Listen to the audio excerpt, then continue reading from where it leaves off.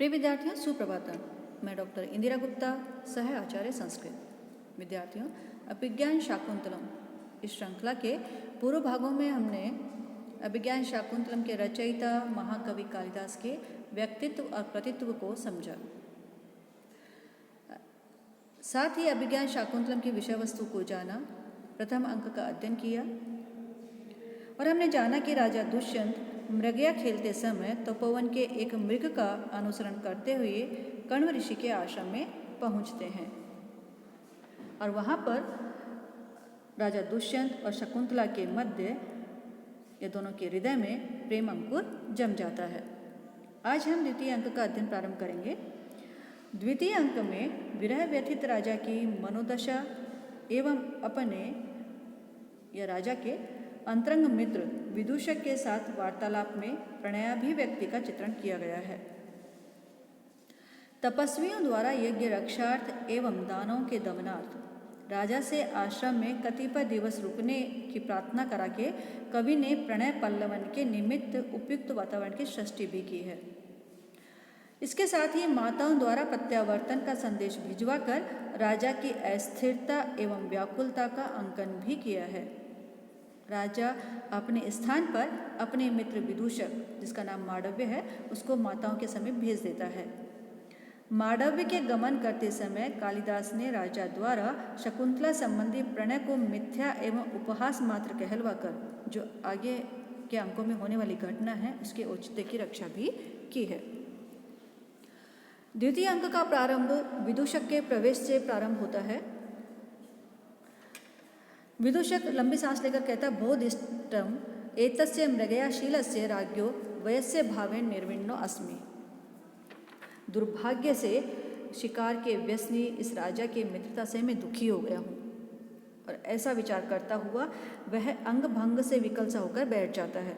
सो विचारता है कि ऐसा करने से ही मैं विश्राम प्राप्त कर सकूँगा, नहीं तो राजा मुझे अपने साथ शिकार पर ले जाएगा और फिर से मेरे जो शरीर है उसमें परिश्रम के कारण दर्द होगा। और साथ में ही वह अपने सामने से आते हुए राजा को देखता है जो कि यवन स्त्रियों से घिरा हुआ है।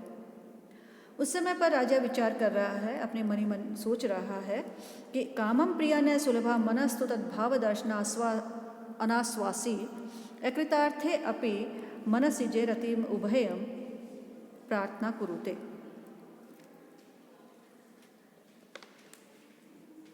दुष्यंत के हृदय में तर्क होने लगता है कि वह सोचता है कि प्रिया शकुंतला मेरे लिए दुष्प्राप्य है, किंतु वह फिर सोचता है कि उसके हाव भाव से ऐसा आश्वासन सा मिल रहा है कि मुझे मिल ही जाएगी और इस कारण कामदेव अब तक असफल रहा है, परंतु हम दोनों की परस्पर मिलन उत्कंठा अवश्य ही हमारे प्रेम भाव को बढ़ा रही है और मानसिक संतुष्टि के साथ आनंद भी दे रही है।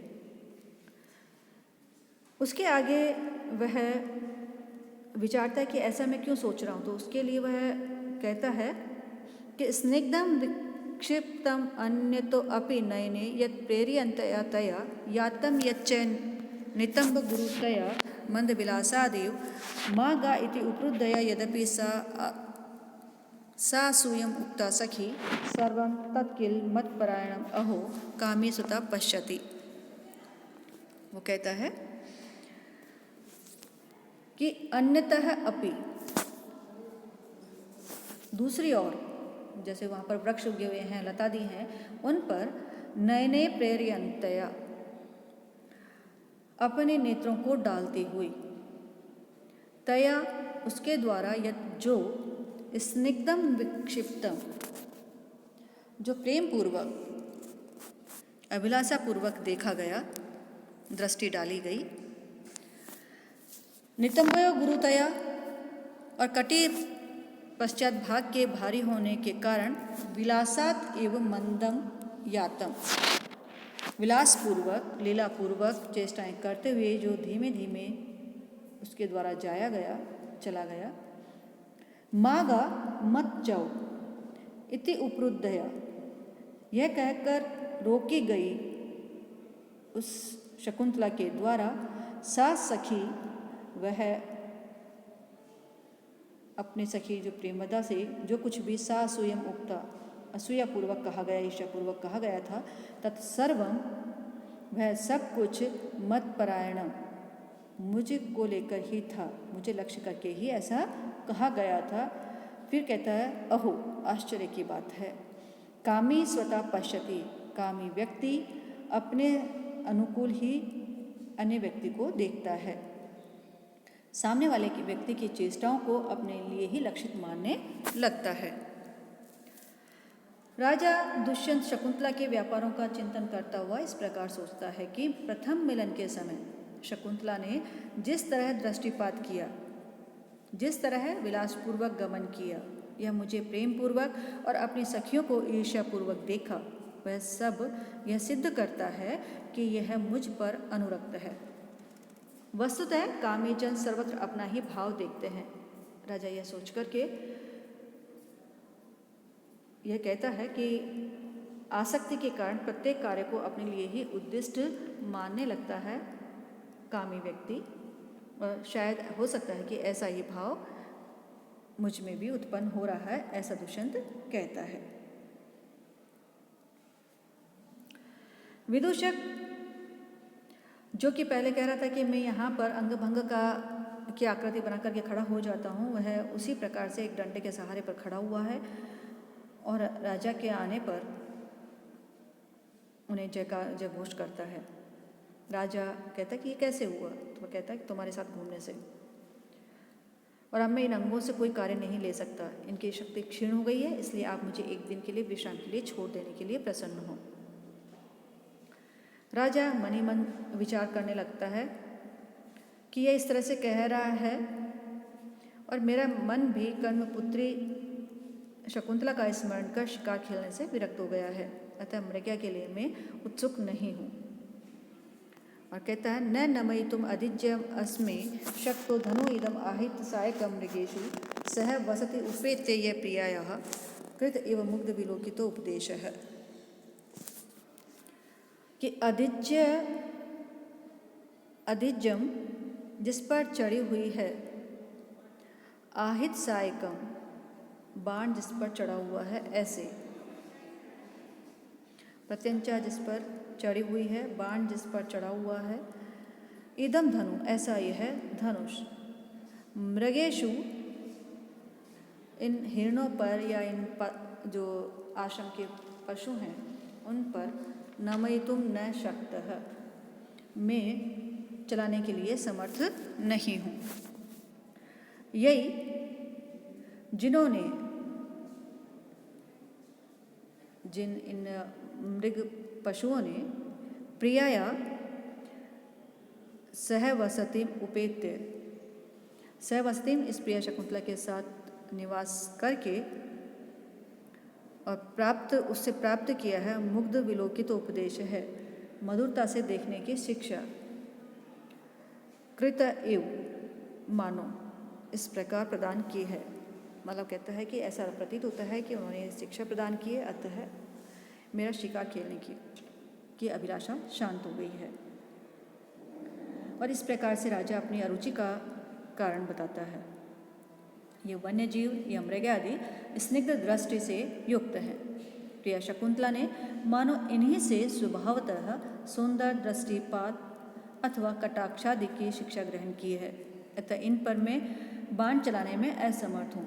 वस्तुतः इस तरह के कथन से यहाँ दुष्यंत का शकुंतला के प्रति अनुरागाधिक्य व्यंजित हो रहा है, क्योंकि वह प्रिया शकुंतला के प्रति या उसके मधुर दृष्टिपात का सुख मृगों के नेत्रों में मानने लगता है।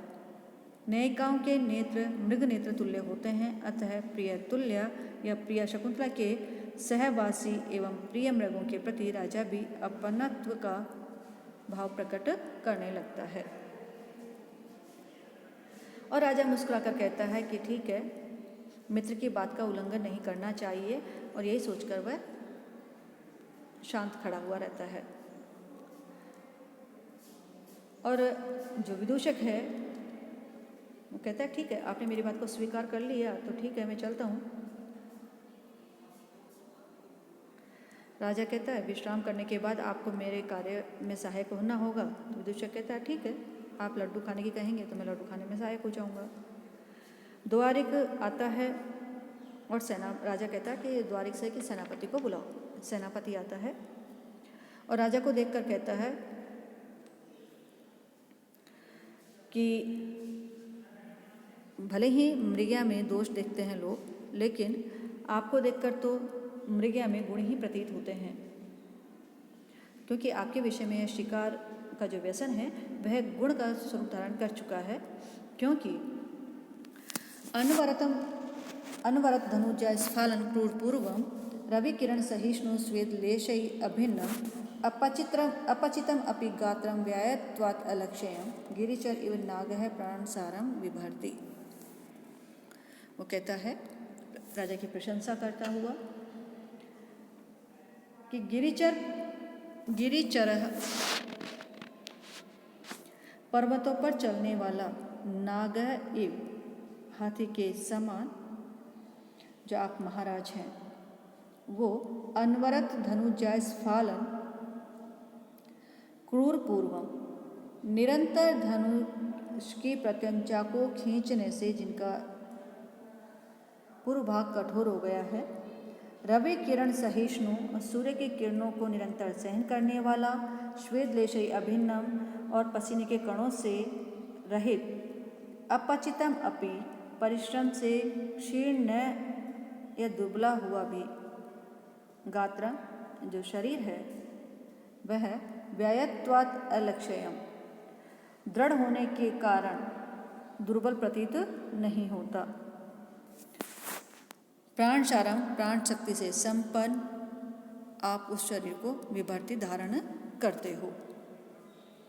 कहने का है कि निरंतर धनुष की प्रत्यंचा खींचने से कठोर अग्रभाग वाला, सूर्य किरणों की गर्मी को सहन करने वाला और परिश्रम करने से कृश होता हुआ भी विशाल एवं दृढ़ होने से दुर्बल जैसा न लगने वाला ऐसा बलिष्ठ शरीर मृगया से ही हुआ है। अतः राजा के लिए मृगया गुणकारी बताई गई है। यहाँ हम देखेंगे कि अनवरत इत्यादि विशेषणों से राजा के शरीर का दिव्यास्त्र सहन करने योग्य अर्थ ध्वनित हुआ है। रवि किरण सहिष्णु से दुख सहिष्णुत्व, क्षमशीलत्व आदि की व्यंजना हुई है। गिरिचर नागह से राजा की स्वतंत्रता एवं बलिष्ठता का द्योतन किया गया है। और इस प्रकार से सेनापति राजा के प्रशंसा करता है। राजा कहता है कि ठीक है, तुम्हारा कहना ठीक है, लेकिन मृगया की निंदा करने वाला जो ये विदूषक है मेरा मित्र, इसने मृगया के प्रति या शिकार के प्रति मेरा उत्साह कम कर दिया है। तो सेनापति कहता है विदूषक से कि ठीक है, तुम अपनी बात पे अड़े रहना, लेकिन मैं राजा की प्रशंसा करता हूँ और राजा को इस प्रकार से कहता हूँ। और वह कहता है कि ननु प्रभुरेव निर्दर्शनम, निश्चय ही महाराज ही इस विषय में प्रमाण है। और ये कहता हुआ वो कहता है, मेद छेद कृशोदरम लघु भवत्युत्थान योग्यम वपुः सत्वानाम अपि लक्ष्यते विकृतिम चित्तम भय क्रोधयो उत्कर्षः स च धन्वीनाम यदि ईश्वरः सिद्ध्यन्ति लक्ष्ये चले मिथ्येव व्यसनं वदन्ति मृगया मीदृशं विनोदः कुतः। वपु जो शरीर है,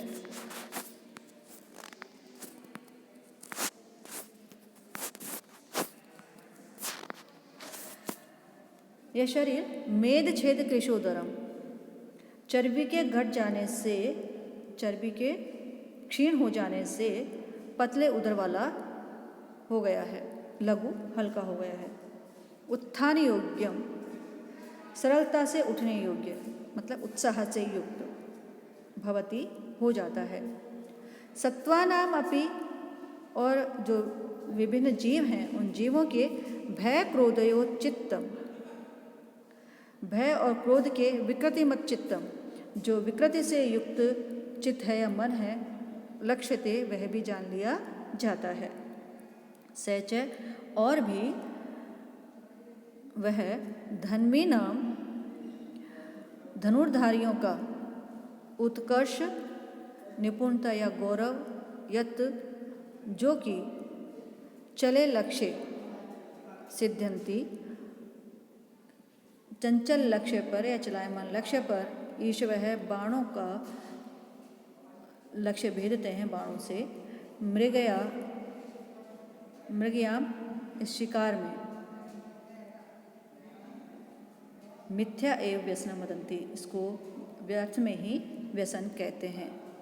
ईदृक विनोद है कुत है, इस प्रकार का मनोरंजन कहाँ हो सकता है। मतलब कहने का है कि सेनापति मृग के गुणों की प्रशंसा करता है और कहता है कि इससे शरीर स्वस्थ रहता है, उत्साह का संचार होता है, वन्य पशुओं के मनोभाव का ज्ञान होता है और बाण संधान में सिद्धहस्तता आ जाती है। धनुर्धारियों के लिए तो चलायमान लक्ष्य पर बाण का सफल संधान करना गौरव की बात है। सबसे श्रेष्ठ गुण यह है कि मृगया से जितना अधिक मनोविनोद होता है वह अन्यत्र किसी भी वस्तु या कार्य से नहीं मिलता है। अतः जो ये विदूषक है, ये माड़व्य है, इसके द्वारा मृगया की निंदा करना मात्र प्रलाप है। अतः आपको इसकी बात पर ध्यान नहीं देना चाहिए। विदूषक ऐसे में क्रोधित हो जाता है और कहता है उत्साह को नष्ट करने वाले दुष्ट तू दूर हट जा। महाराज अपनी स्वाभाविक प्रकृति को प्राप्त हो गए हैं, अतः तुम तो एक वन से दूसरे वन में घूमते हुए किसी जो जंगली जानवर के मुख में जा पड़ोगे। राजा कहता है उसकी दोनों की बातों की सहमति करता हुआ सा कि ठीक है सेनापति, हम आश्रम के निकट ठहरे हुए हैं, अतः हमें जो ठीक है शिकार के प्रति लालसा रहती है, लेकिन तुम्हारे वचन से आज मैं सहमत नहीं हूँ, क्योंकि आज तो ऐसा प्रतीत होता है कि आज गाहंताम मनीषा निपान सलिलम श्रृंगई मुँह ताड़ितम छायाबद्ध कदम्बकम मृगकुलम रोमंथम अभ्यस्तु विश्रब्धम क्रियता वराहपति मुस्ताक्षतिर्पल्लवले विश्रामम लभताम इदम च शिथिलजा बंधनम अस्मद्धनु। और कहता है कि महिषा जो भैंसें हैं वे श्रृंगई अपने सिंगों के द्वारा मुँह बार बार ताड़ितम विलोड़ित किए गए, उल्टे पलटे गए, निपान सलीलम जो सरोवर के जल को गाहनता अवगाहन करें, उससे स्नान करें, उससे किलोल करें। छायाबद्ध कदम्बकम और छाया में झुंड बनाने वाले मृगकुलम जो मृगों का समूह है, जानवरों का समूह है या हिरणों का समूह है, रोमंथम अभ्यस्तु अपने जुगाले का अभ्यास करे। वराहपति भी और जो बड़े बड़े सूकर हैं वे भी विशब्दम निश्चिंत भाव से भय से रहित होकर के पल्लव वाले जो पल्लव हैं, जो छोटे छोटे जल के स्थान हैं, उन गर्तों में मुस्ताक्षति नागरमोथा की खोजने की या नागरमोथा नामक जो घास होती है उसको खाने की क्रिया को करें। मतलब कहने का है कि वो भी निश्चिंत भाव से अपने कार्य को करें। शिथिल जा बंधम और शिथिल प्रत्यंचा वाला यह अस्मत् धनु जो हमारा धनुष है वह विश्रामम लभताम इदम इस विश्राम को प्राप्त करे। इस प्रकार से राजा सेनापति से कहता है कि इस समय हम आश्रम के समीप हैं, इसलिए अब मृगया नहीं करूँगा। अब तो मैं चाहता हूँ कि भैंसें स्वेच्छा से सरोवरों में अवगाहन करें, छाया में एकत्र होकर मृग जुगाली करें और सूकल जो सुअर हैं, जंगली सुअर, वो जलगर्त जो हैं बने हुए हैं उनमें नागरमोथा नाम की घास को तोड़कर खाएं। वन के सभी जीव निर्भय होकर अपने क्रियाकलाप करें और मेरा यह धनुष भी विश्राम प्राप्त करे। आज मेरे शिकार खेलने का मन नहीं है।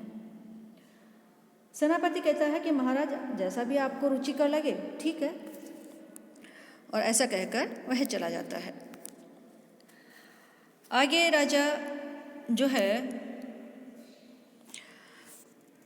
आश्रम की स्थिति और जो आश्रम का वातावरण है उसका वर्णन करता है, जिसको हम अग्र भाग में पढ़ेंगे। धन्यवाद।